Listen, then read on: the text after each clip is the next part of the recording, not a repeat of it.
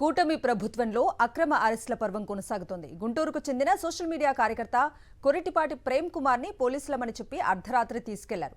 తక్షణమే బాధిత కుటుంబానికి పోలీస్ డిపార్ట్మెంట్ సమాచారం ఇవ్వాలని ఎక్స్ లో పోస్ట్ చేశారు మాజీ మంత్రి అంబటి రాంబాబు. ఇప్పటికే పలువురు వైఎస్ఆర్సీపీ కార్యకర్తలను, సోషల్ మీడియా యాక్టివిస్టులను పోలీసులు అరెస్ట్ చేశారు.